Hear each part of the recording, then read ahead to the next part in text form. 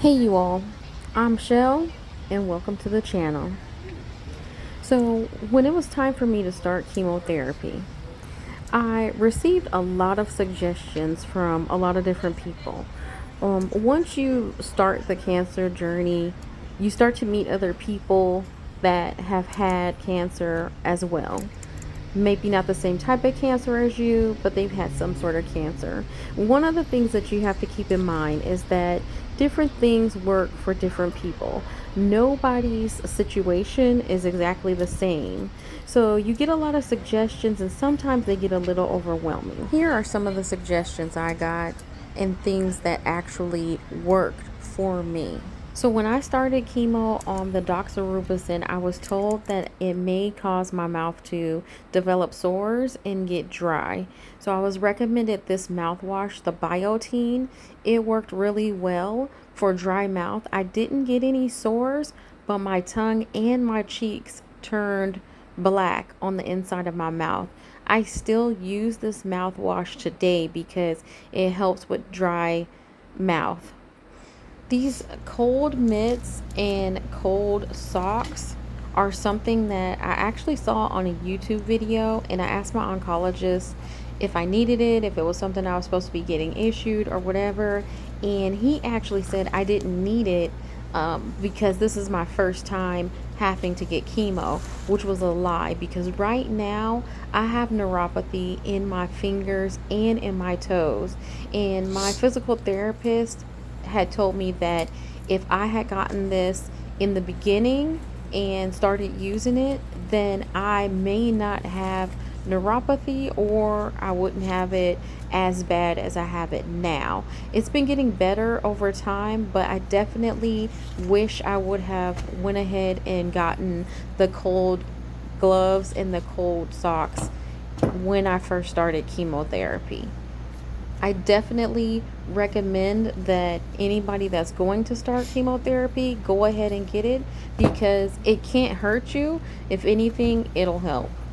I got this set off of Amazon, and you can see there's several cold packs that go in the gloves and in the socks. These satin lace slap caps were bomb. I lost all of my hair when I started chemo, and these slap caps really helped because my head was very sensitive.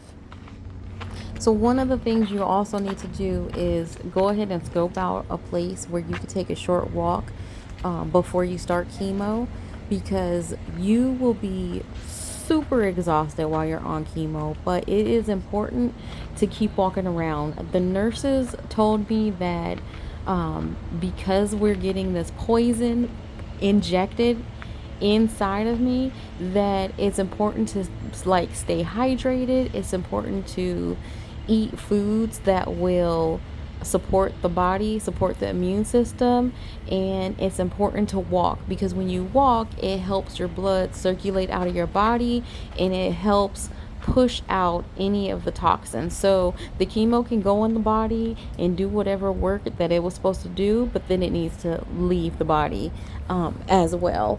And another thing that I was told by someone else that had a close friend that had cancer is to drink orange juice.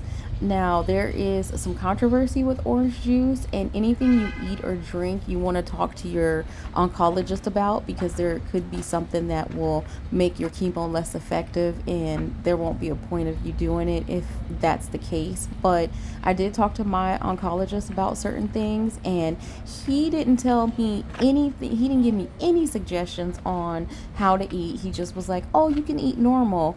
And I'm like, well, you don't even know how I eat. Like, what if I ate fast food all the time? Like, you wouldn't even know.